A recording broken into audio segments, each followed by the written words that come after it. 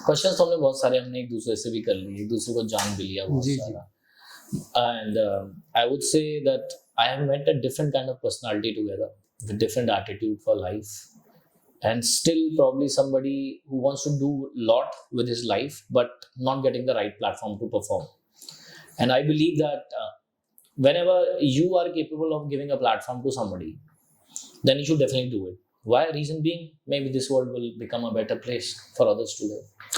इसीलिए तो मैं आपके पास आया हूँ पर्सनली मिलने के लिए, कि एक ऐसा प्लेटफॉर्म चाहिए जहाँ पे इन्वेस्ट किया जाए और वो इन्वेस्टमेंट राइट डायरेक्शन में जाए। Exactly. So अब अभी हम काफी टाइम हमने इन्वेस्ट किया मॉर्निंग से लेके अभी तक। So कैसा लगा आपको, मतलब how do you feel meeting me? बहुत अच्छा I'll लगा। tell you what I felt. मैंने जो फील किया बहुत अच्छा फील किया।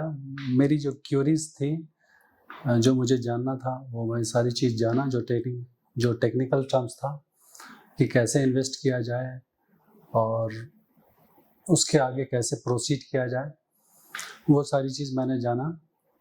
और वो भी मैंने डिफ्रेंशिएट कर लिया कि अपने पॉइंट में करना चाहिए या आपके पॉइंट में करना चाहिए। बेसिकली उसका भी आंसर मुझे मिल गया कि शुरू में आपके साथ आने में फ़ायदा है, चूँकि पॉइंट का खर्चा और जो एक्स्ट्रा खर्च होते हैं वो बच जाएंगे और ग्रोथ उतना ही मिलना है और एक्सपेंसेस भी कम हो जाएंगे।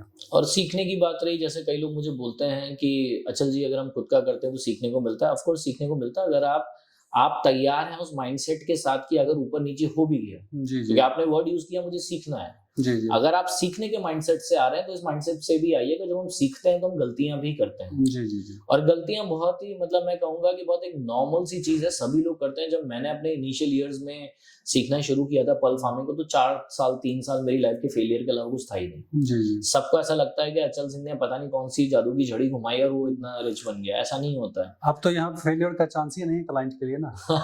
मैं यही बोलता हूँ एग्जैक्टली। आप फर्स्ट टाइम अगर इन्वेस्ट कर रहे हैं पर्ल फार्मिंग में तो आप कंपनी के पॉइंट्स में कीजिए ताकि शॉर्ट एक रिटर्न मिले।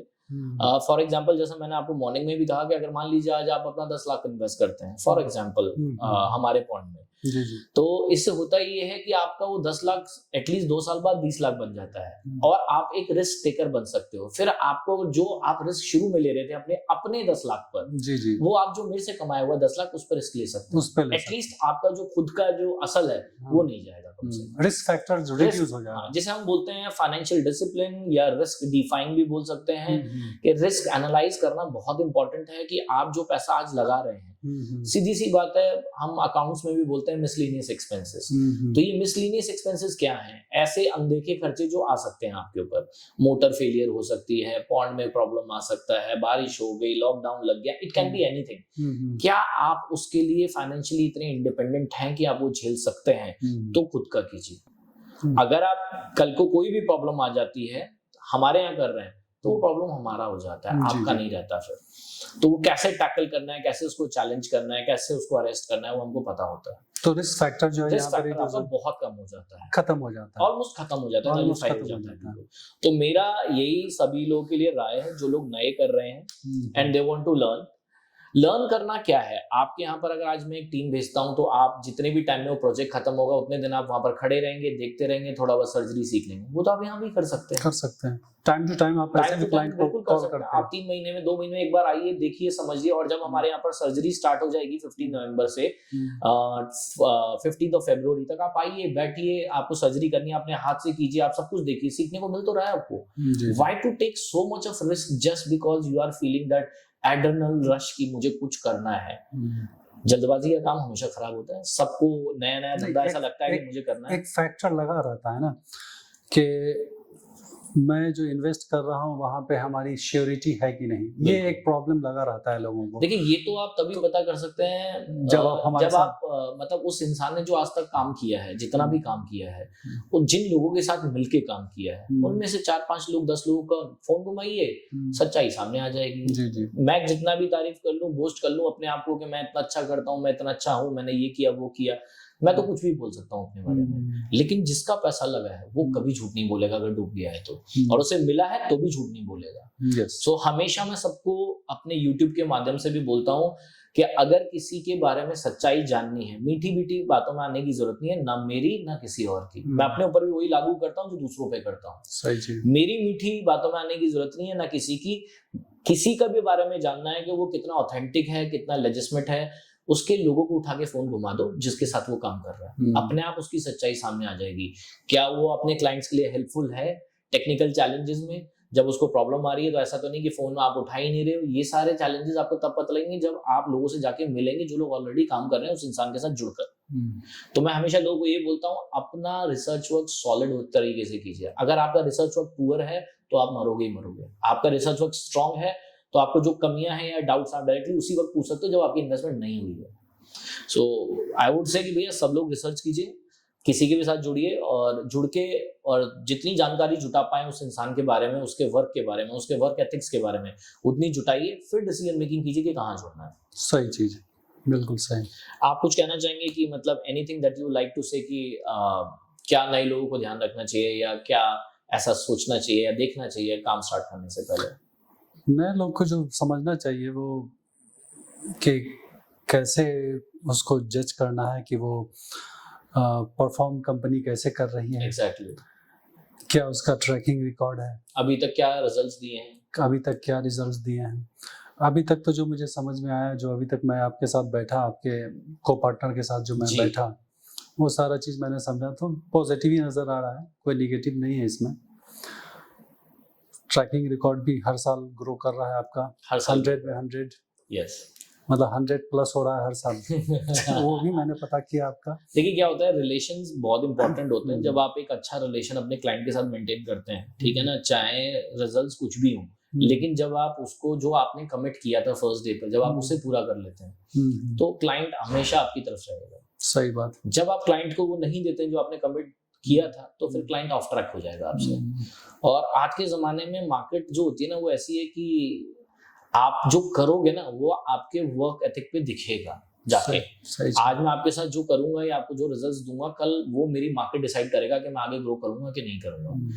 सो I believe in one thing very prominently कि जो भी आप कमिटमेंट अपने क्लाइंट से करते हैं वो पूरे होने चाहिए। और इवन इट्स लाइक मतलब कहते हैं कि ताली एक हाथ से नहीं बजती, तो मैं इसको बहुत प्रोमिनेंटली मानता भी हूँ कि एफर्ट दोनों तरफ से होना चाहिए जब भी प्रॉब्लम आए, बट यहाँ क्लाइंट की तरफ से भी और हमारी तरफ से। क्लाइंट अगर अपने पॉइंट में करता है तो वहाँ पे ताली दोनों हाथ से बजती है। यहाँ पे जब आपके ही पॉइंट में जाएगा तो वहाँ पे तो ताली आती ही बिल्कुल बिल्कुल बिल्कुल एकदम मैं इस बात से एकदम एग्री करता हूँ। जब आप हमारे यहाँ करते हैं तो आपका रिस्क फैक्टर बिल्कुल नलिफाई हो जाता है। और जो आपका परसेंटेज है 40 से 60% का जो बिल्कुल मतलब एक आंकड़ा होता है वो आप दे देते हैं। बिल्कुल। आपने अभी तक 60% किसी को दिया है? हाँ दिया है। इलाहाबाद का एक क्लाइंट थे हमारे लालचंद जी, उनका 67% रिजल्ट था। आप मेरे थोड़े से पुराने वीडियो में देखेंगे यूट्यूब पे तो आपको एक वीडियो दिखेगा पर्ल फार्मिंग इन इलाहाबाद करके। अच्छा। तो उनका आप रिजल्ट देखेंगे तो उनका रिजल्ट 67% था। तो ऐसा नहीं है कि 60 से ऊपर कभी नहीं आया, 60 से ऊपर भी आया। जो अभी आपका आंकड़ा है 60% है तो आप बता रहे हैं 67%, तो ये आपके आंकड़ा के ऊपर चला गया। ऐसा नहीं है, देखिए बट मिनिमम 40% एक्सपेक्ट कर सकता है। मिनिमम 40 तो आप एक्सपेक्ट कर ही सकते हैं मिनिमम 40। ये जो आपकी मोटिलिटी पर डिपेंड करता है कि कितनी मोटिलिटी होती है आपकी। फिर वो एक्सपीरियंस से भी आता है आपको कि क्या ध्यान रखना है, कैसे मोर्टालिटी कम रखनी है, वो सब चीजें इंपॉर्टेंट। तो हम जो एवरेज आउट मानते हैं वो 50% मानते हैं, 50% आता ही है। अगर हम कर रहे हैं तो हम मिनिमम इतना अपने लिए स्टैंडर्ड मेंटेन करते हैं कि 50% आधा रिजल्ट होना चाहिए। जी जी। तो thank you so much sir, आप मेरे लिए आए। I am very thankful and I learn lot of things from you. मुझे बहुत कुछ सीखने को भी मिला आपसे, बहुत सारी चीज सीखने को मिली। और सीखना एक एटीट्यूड है, मैं सबको बोलूंगा। जिस दिन आप लोग ये सोच लेते हैं कि मुझे सब कुछ आता है, that is the last day of your growth and success. सीखना कभी बंद नहीं हो सकता। Knowledge is something which can never and. आप कितना भी कोशिश कर लीजिए इस दुनिया के अंदर, आप सब कुछ नहीं जान पाएंगे। सही बात, बिल्कुल सही। Keep hiring smarter people than you, जो आपसे ज्यादा जानते हैं। वॉरेन बफेट ये कहता है, even if I am left with the single penny I will invest in a youngster. Why? Jack Ma भी यही बोलता है कि अगर इन्वेस्ट करना है तो अपने खुद को ज्यादा स्मार्ट होने की जरूरत नहीं है, बस इतना ही स्मार्ट होना है कि अपने से ज्यादा स्मार्ट लोगों को हायर कर लेना है। यस, सारा कंसेप्ट आपको मिल जाएगा। सिंपल। मुझे क्यों एलोपैथी या होम्योपैथी सीखनी है जब मुझे पता है मेरे पास एक एक्सपर्ट है, मैं उसको हायर कर सकता हूँ 15-20 हजार 50 हजार रुपए या लाख रुपए में, तो मैं उसको हायर कर लूंगा। वो मुझे 10 लाख कमा के देगा ना 1 लाख रुपए उस पर इन्वेस्ट करने पे। सही, simple. keep investing in young brains and more talented people than you. इसीलिए मैं आपसे मिलने आ गया कुछ सीखने के लिए. Thank you so much. We'll Thank you. end this call. Thank you so much, sir. Thank you. Pleasure meeting you. Thank you so much.